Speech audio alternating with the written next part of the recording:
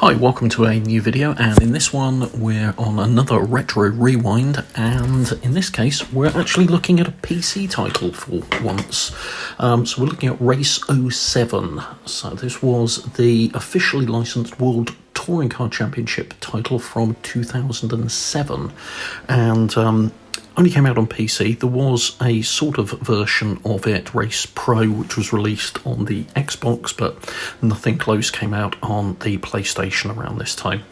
Now, it was a title that also received an awful lot of expansion packs in terms of tracks, cars, series and championships. So there's an awful lot in there, expanding it not just from World Touring Cars to historic stuff, Swedish Touring Car Championship, etc.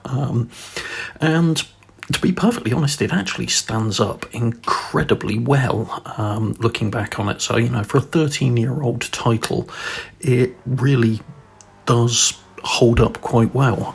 Graphically, it's not bad. You can tell it's an old title, even run through a modern graphics card, as you can see here.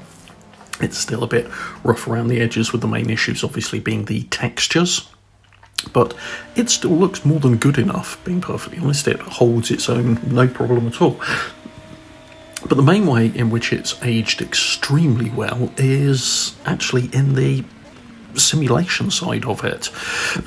This was built on the ISI motor engine, which is still used in a number of titles, or evolutions of it are still used in a number of titles, most notably things like R Factor and the original Automobilista, to name but two.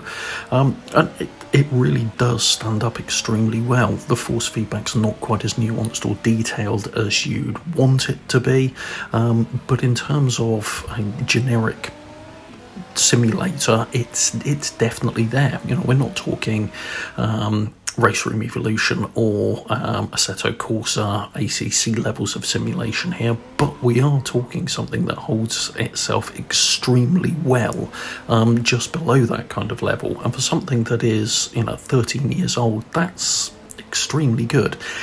It also will basically run on just about any PC with a graphics card in it, so and is still available for sale on Steam. This is where I picked it up from.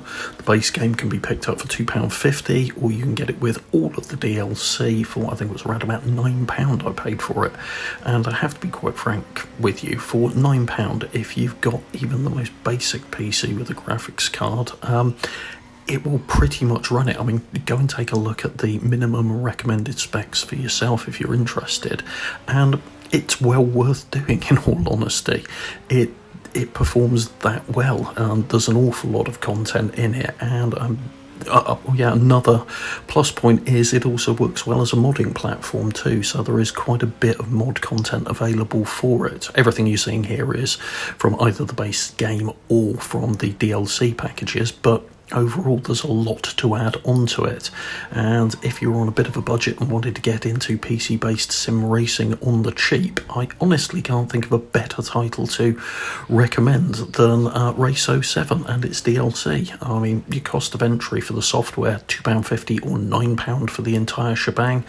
Throw on a load of mods and you've actually got something that is not just a quality product from a simulation point of view, even to this day, but something that really does offer an awful lot to dive into and is just very, very enjoyable.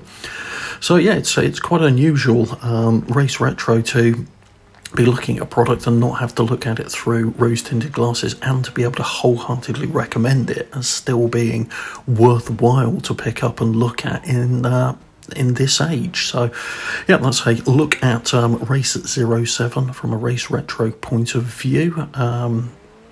Please do hit the like button if you found this interesting or useful, and if you want to see more content like this, subscribe away and hit the bell icon to be notified when new content gets uploaded. Thanks very much.